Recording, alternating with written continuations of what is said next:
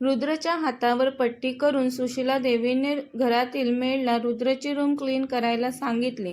रुद्र नशेत काहीही बडबड करत लिव्हिंग रूममधील सोफ्यावर बसून होता. सुशीला देवी त्यांच्या रूममध्ये निघून गेल्या.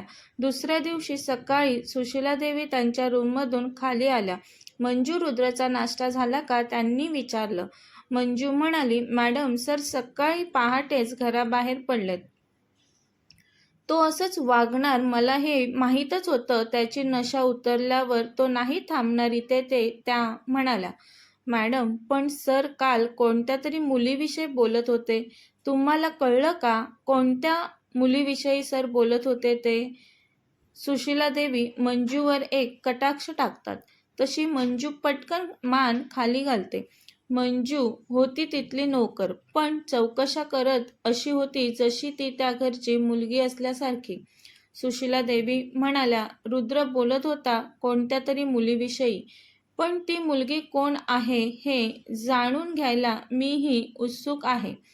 चल येते मी, तिला बोलून जाऊ लागला. तशी मंजू, अहो मॅडम, तुमची कॉफी. मी कॉफी पिण्यापेक्षा तुला चौकशी करणं जास्त इम्पॉर्टंट वाटलं. आता राहू देत कॉफी, मला लेट होतंय बोलून त्या घराबाहेर पडल्या. मंजूला त्या कॉफी न पिता गेल्या म्हणून स्वतःवरच राग आला. ती स्वतःशीच पुटपुटली, मंजू, बाहेर जाणाऱ्या माणसांना असे प्रश्न करू नयेत एवढंही कळत कसं नाही तुला? स्वतःच्याच डोक्यावर एक टपली मारून ती तिच्या कामाला लागली. ऑफिसमध्ये सकाळी सुशीला देवी खूप बिझी होत्या. लंच ब्रेकमध्ये सुशीला देवींनी पायल आणि लावण्याला त्यांच्या केबिनमध्ये बोलवून घेतलं. तशा त्या दोघी काही वेळातच त्यांच्या केबिनमध्ये आल्या. मॅडम बोलवलं, लावण्याने विचारलं. हो, त्या म्हणाल्या. पायल, हे माझं कार्ड घे आणि तुम्ही दोघी लंच करून मॉलला निघा. मी ड्रायव्हरला पाठवते कार घेऊन तुमच्यासोबत. तशा त्या दोघी एकमेकींकडे पाहू लागल्या. काय झालं मॅडम? मॉलला कशाला? पायलने विचारलं. अगं, लाऊसाठी शॉपिंग कर तिच्या आवडीची. त्यासाठीच हे कार्ड जवळ ठेव तुझ्या. लाऊसाठी लागणाऱ्या सर्व वस्तू घे.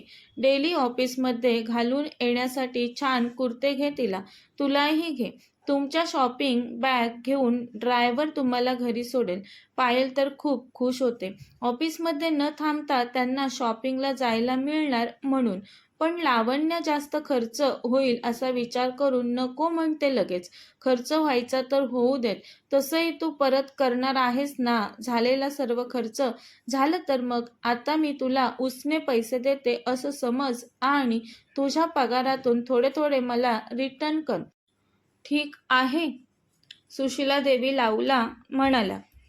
तरीही तिला ते ठीक नव्हतं वाटत.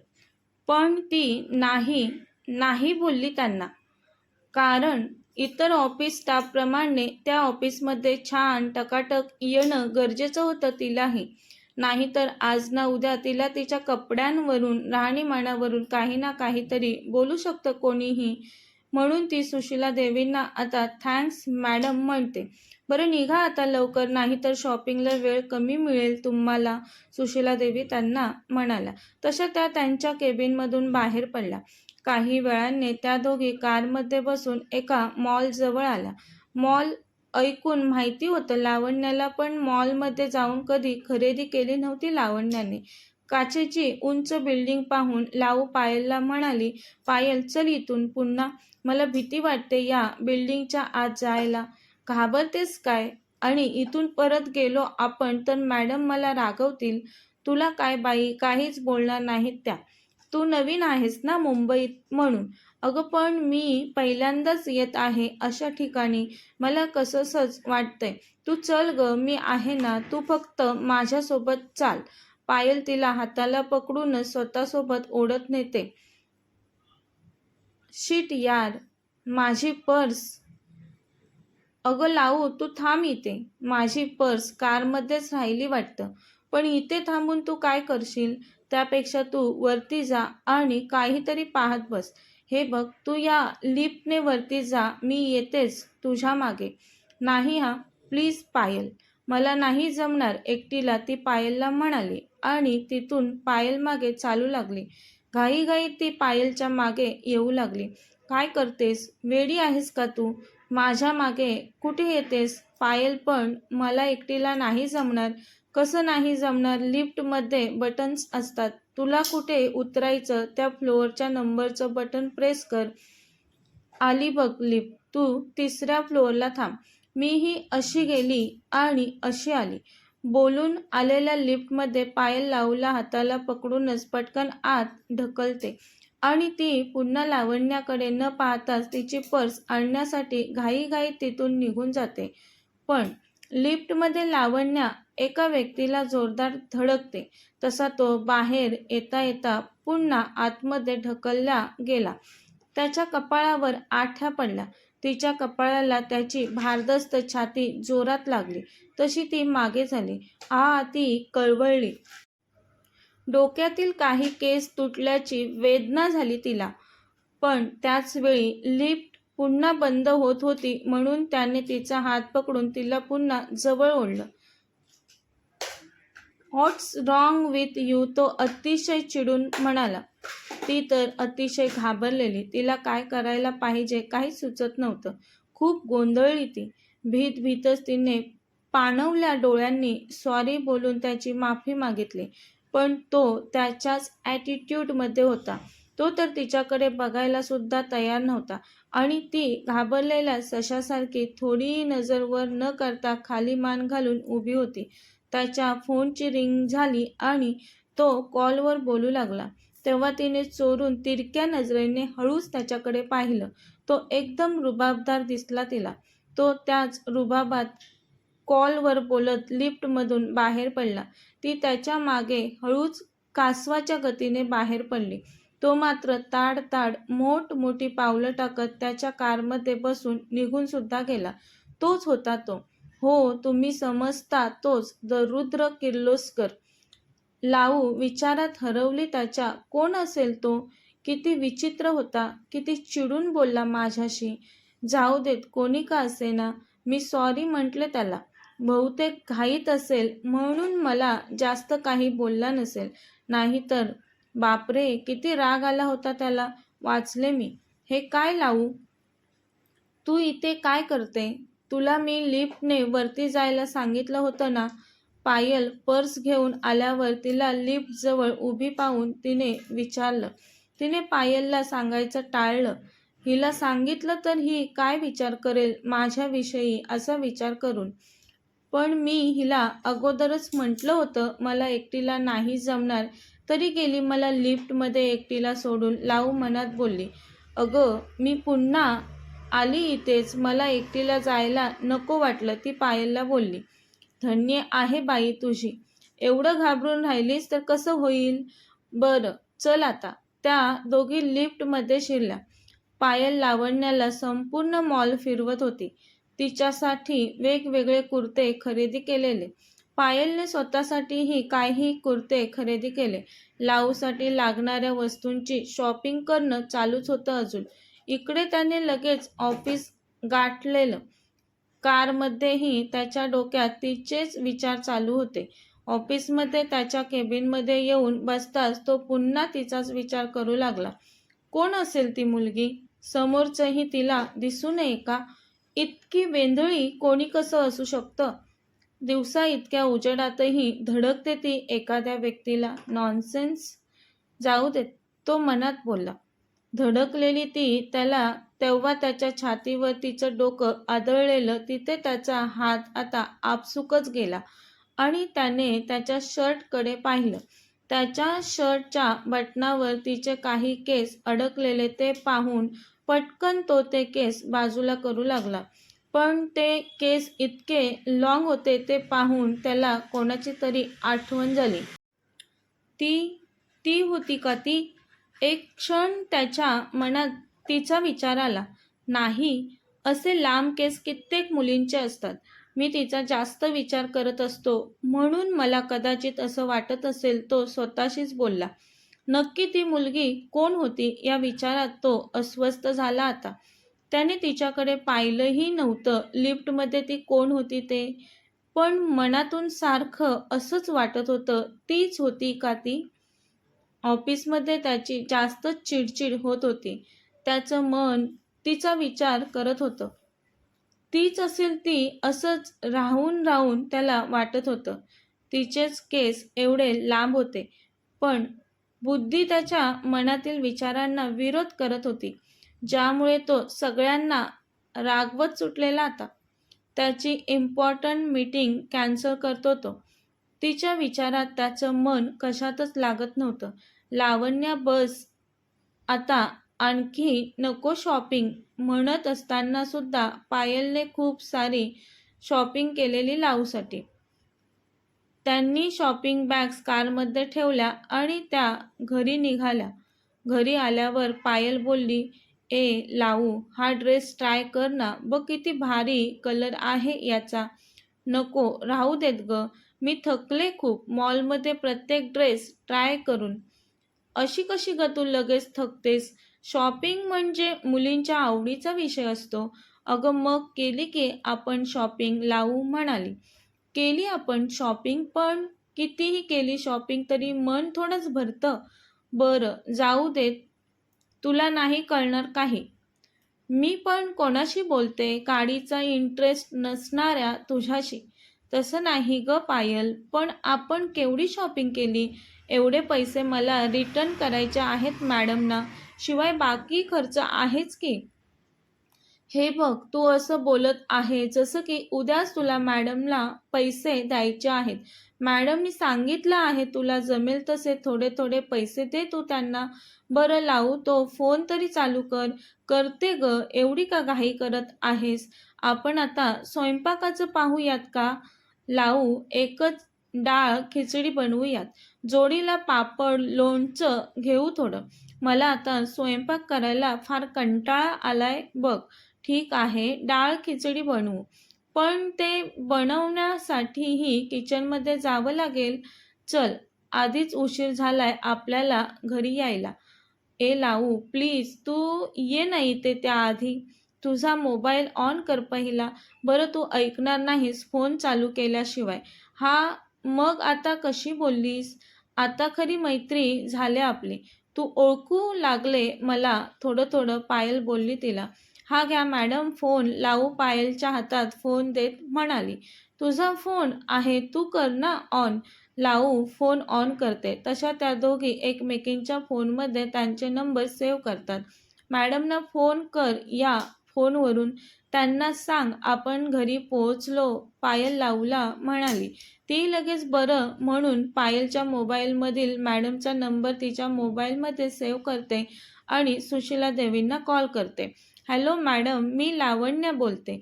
लावू बोल. हां, तुझा नंबर आहे का? हो मॅडम. बरं, सेव्ह करून ठेवते मी. झाली सर्व शॉपिंग? सुशीला देवींनी विचारलं. हो मॅडम. जेवण झालं का? त्यांनी विचारलं. नाही झालं, आत्ताच घरी आलोत आम्ही, लावू म्हणाली. बरं ठीक आहे, थकल्या असाल, लवकर जेवण करून आराम करा, उद्या ऑफिस आहे. हो मॅडम बोलून दोघींनी फोन कट केला. रुद्र आज घरी न जाता फार्म हाऊसवर गेलेला. ड्रिंकचे ग्लासवर ग्लास रिचवत होता. नुसता वेडा दिवाना मजनू झालेला तो तिच्या आठवणीत. स्वतःचं स्टेटस विसरून तिच्या आठवणीत हरवलेला. आता रोज त्याचं असंच चालू होतं. दिवसा ऑफिसला जायचं, दिवसभर काम करायचं आणि घरी आल्यावर रात्री ड्रिंक करायची. तिला आठवत कधीतरी उशिरा झोपून जायचा तो. लावण्याचं रुटीन बऱ्यापैकी सेट होत होतं. मुंबईत येऊन आता तिला महिना उलटलेला. जसजसे दिवस जात होते तशी पायल आणि लावण्याची मैत्री आणखीनच घट्ट होत चाललेली. ऑफिसमधून सुटल्यावर पायल आज हट्ट करत होती, लावू यार प्लीज चल ना त्या रेस्टॉरंटमध्ये जाऊया. नको ग पायल, एवढ्या महागड्या रेस्टॉरंटमध्ये किती महाग असेल जेवण. त्यापेक्षा मी घरी छान जेवण बनवून तुला खायला देते, चल घरी. नाही नको, मला माहिती आहे तू छान जेवण बनवते, पण एक दिवस महागड्या रेस्टॉरंटमध्ये जेवण खाल्लं तर काय होणार आहे? तू चल माझ्यासोबत, बिल मी देते, तू फक्त मला कंपनी दे, बोलून ती लाऊचा हात पकडून तिला ओढत आत घेऊन जाऊ लागते. तुला माहिती आहे लाऊ, माझी किती दिवसांपासून इच्छा होती की एकदा तरी या रेस्टॉरंटमध्ये जेवण जेवायचं. बघ केवढं मोठं आहे रेस्टॉरंट, इथे खूपच रॉयल VIP लोक येतात. ते लोक नेहमीच जेवायला येतात इथे. आपण एक दिवस नाही येऊ शकत का लावू?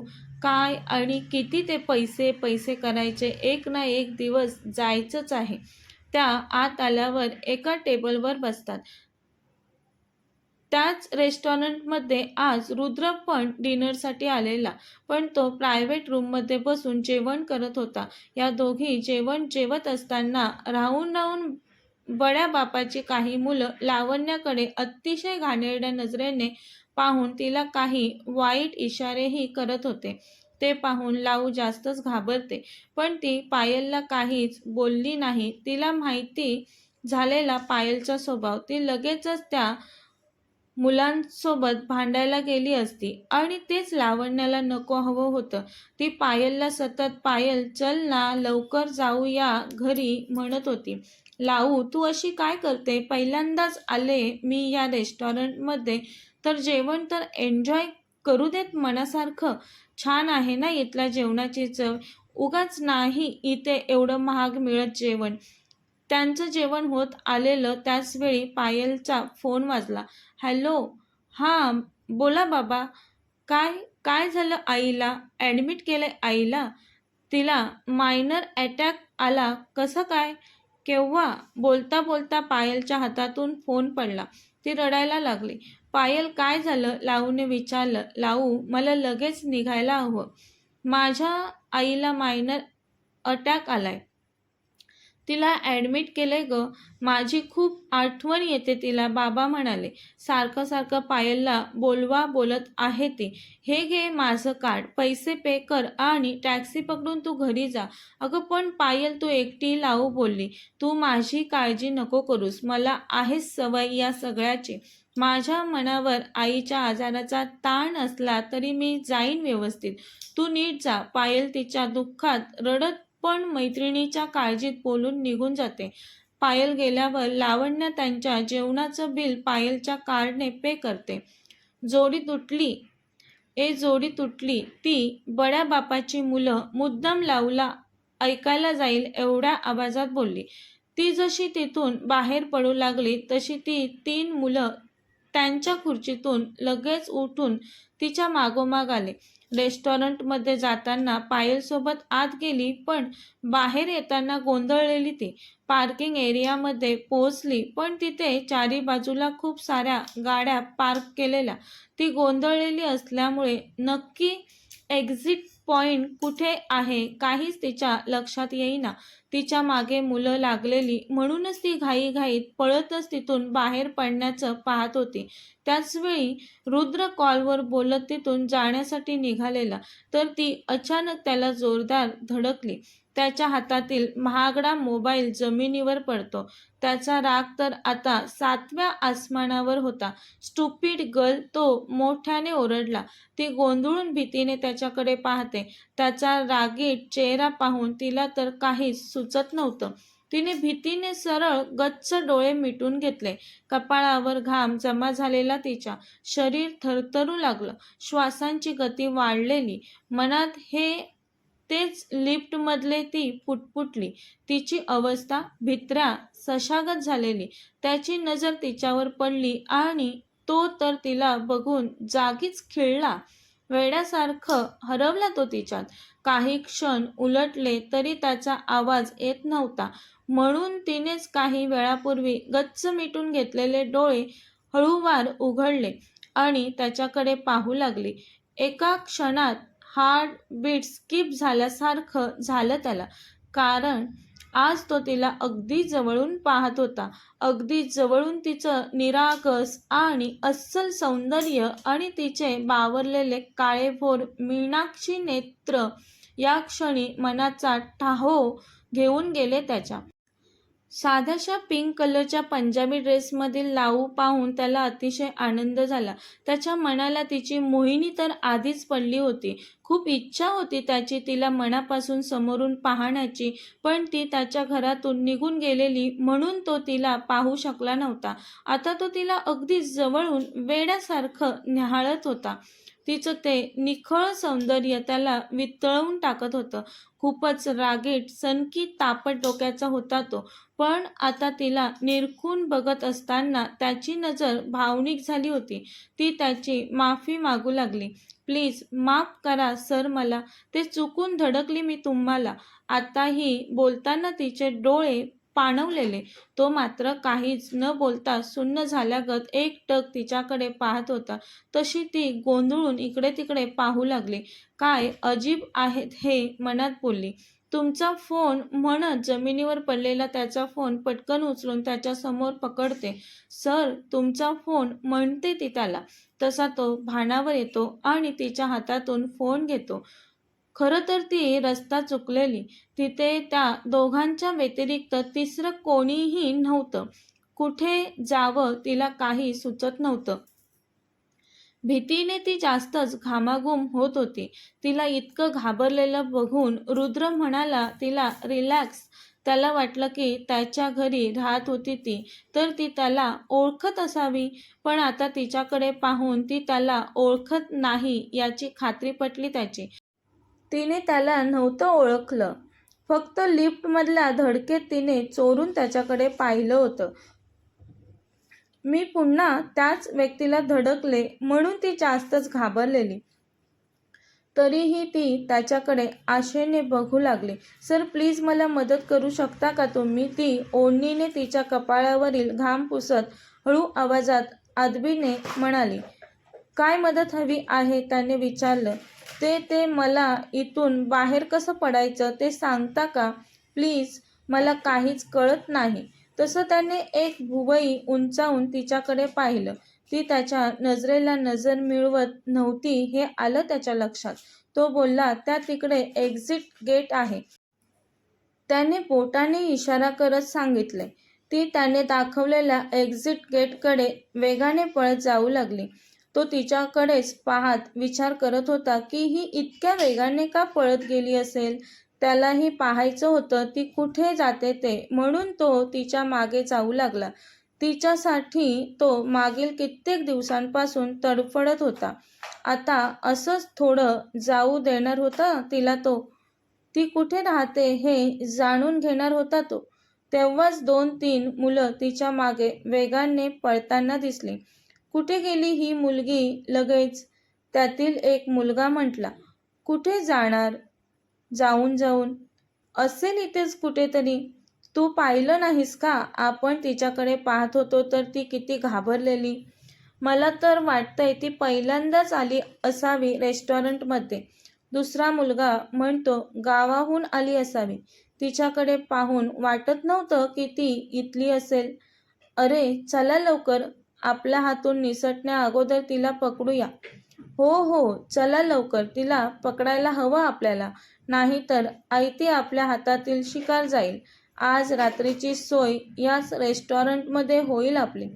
ती मुलं तिच्या मागे जात असतात.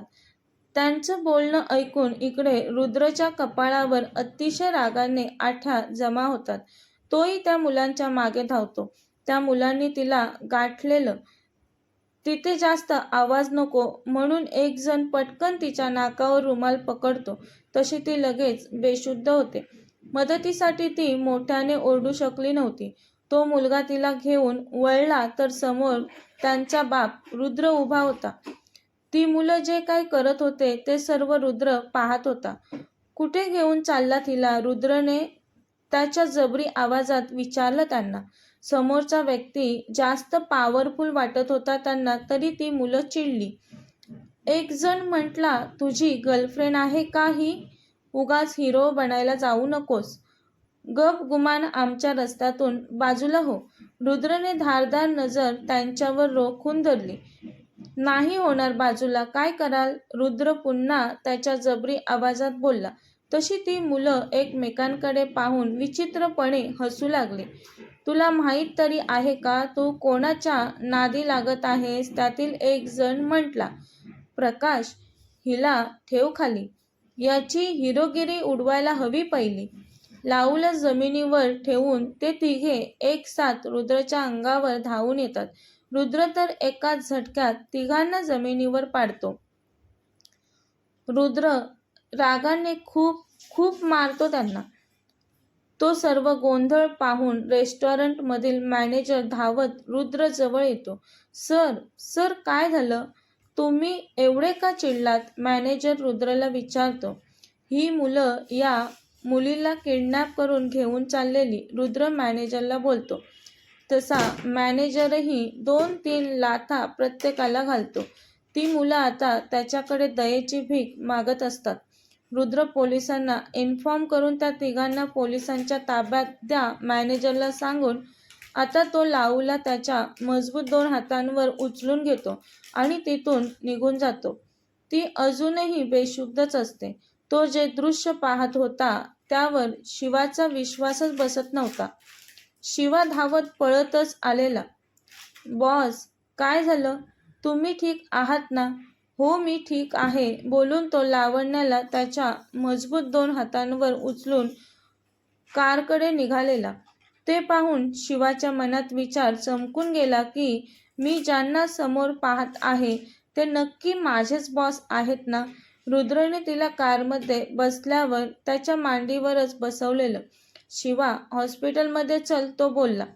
तिचे डोळे मिटलेलेच होते.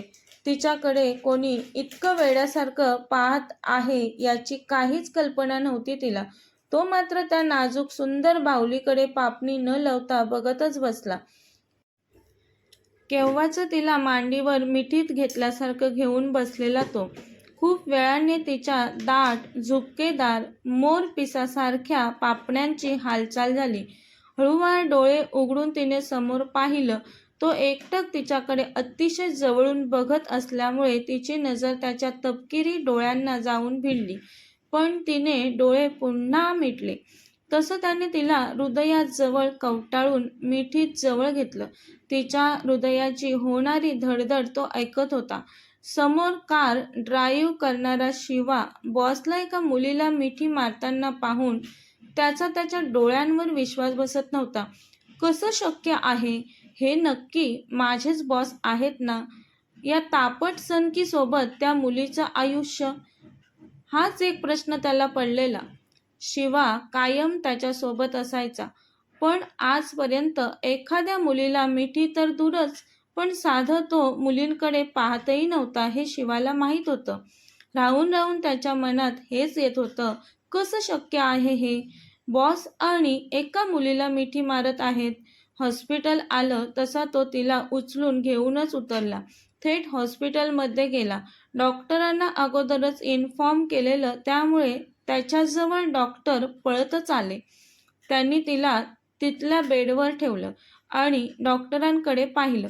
स्वतः रुद्र तिला घेऊन आलाय म्हटल्यावर डॉक्टरांनी तिला पटापट चेक केलं. काळजी नका करू, येतील त्या शुद्धीवर लगेचच. ट्रीटमेंट चालू करतो, डॉक्टर म्हणाले. हो, मग करा लवकर ट्रीटमेंट, वेळ नका घालवू जास्त, तो कठोर आवाजात म्हणाला. डॉक्टरांनी लगेच ट्रीटमेंट चालू केली. तो तिथेच खूप वेळ तिच्या शेजारी बसून होता, तिच्या काळजीत. काही वेळाने ती शुद्धीवर आली, पण नेमका त्याच वेळी तो अर्जंट कॉलवर बोलण्यासाठी साईटला निघून गेलेला. तिने हलकंच आजूबाजूला पाहिलं आणि धक्क्याने ती ताडकन उठून बसली. कारण तिला कळलेलं ती आता हॉस्पिटलमध्ये आहे ते. पण आता वेगळीच भीती तिच्या मनात डोकावून गेली. चुकीचं तर काही घडलं नसेल ना माझ्यासोबत? तिने अंगावरचे कपडे चाचपडून पाहिले. तिचाच ड्रेस अंगावर होता, जसाच्या तसा. तिला बरं वाटलं. म्हणजे माझ्यासोबत काही अघटित झालं नाही याचा तिला मनोमन आनंद वाटला. तिला सर्व ठीक आहे अशी खात्री झाली आणि तिच्या जीवात जीव आला. ती मनातच देवाचे आभार मानू लागली. रेस्टॉरंटमध्ये ती मुलं मागे लागलेली तिच्या, ते तिला आता आठवू लागलेलं. पण त्यानंतर काय घडलं ते तिला आठवत नव्हतं. आता ती हॉस्पिटलमध्ये कशी आली तेही तिला कळत नव्हतं. तिला हॉस्पिटलमध्ये कोणी आणलं असेल हा प्रश्न पडलेला तिला. हॉस्पिटलमधून बाहेर पडायचं होतं तिला, कारण हॉस्पिटलचे बिल ती स्वतःशीच पुटपुटली. माझ्याजवळ तर एवढ्या मोठ्या हॉस्पिटलचे बिल भरण्याइतके पैसे नाहीत. ती बेडवरून उठत असताना तिला स्वतःच्या शरीरातून, कपड्यातून खूपच आकर्षक आणि मनमोहक सुगंध येऊ लागलेला. हा सुगंध ती स्वतःशीच पुटपुटली. बहुतेक त्याच्या कपड्यांचा तिच्या कपड्यांना लागलेल्या परफ्यूमचा सुवास होता तो. हा सुगंध माझ्या कपड्यातून कसा येतोय? पण तिने त्याकडे आता दुर्लक्ष केलं. फक्त लवकरात लवकर तिला हॉस्पिटलमधून बाहेर पडायचं होतं. तिने बेडवर टाकलेली तिची ओढणी उचलली आणि अंगावर टाकली. बाजूलाच तिची पर्स होती, तीही घेतली आणि विस्कटलेले केस नीट करून ती गुपचूप आजूबाजूला पाहून चालू लागली. त्याचवेळी मागून सिस्टरने तिला आवाज दिला, "मॅडम, तुम्ही कुठे निघालात?" तशी लावण्या घाबरली. तिने वळून सिस्टरकडे पाहिलं. ती म्हणाली, "मला आता ठीक वाटत आहे. मी घरी चालले." "अहो मॅडम, पण सरांनी आम्हाला विचारलं तर आम्ही काय सांगू त्यांना?" लाऊला तर वाटलं सर म्हणजे डॉक्टरांविषयी बोलत असेल सिस्टर. त्यांना सांगा मला बरं वाटलं म्हणून ती निघून गेली. लाऊ अदबीने बोलली, "हे बघा मॅडम, तुम्ही बसा आधी इथे. मी लगेचच डॉक्टरांना विचारून येते." बोलून सिस्टर घाईघाईत एकदम गडबडीतच तिथून निघून गेली. पण आता लावण्या तिथून पळून जाणारच होती हे मात्र नक्की होतं. सिस्टर तिथून जाताच तिने आजूबाजूला बघितलं आणि ती पळतच तिथून बाहेर पडली. सिक्युरिटी गार्ड नेमका त्याच वेळी त्याच्या जागेवर नव्हता, म्हणून ती सहजच यशस्वीरित्या तिथून निघून गेली. मुंबईत नवीन असल्यामुळे अजून तरी तिला मुंबईची नीट ओळख नव्हती. थोडीफार पायलने करून दिली होती त्या आधारावर ती आता एका टॅक्सीला हात दाखवते आणि तिला कुठे जायचं आहे ते सांगून टॅक्सीत बसून तिथून घरी निघून जाते. कथेचा पुढील भाग पाहण्यासाठी चॅनलला सबस्क्राईब करा. कथा आवडल्यास लाईक, शेअर आणि कमेंट करायला विसरू नका. धन्यवाद.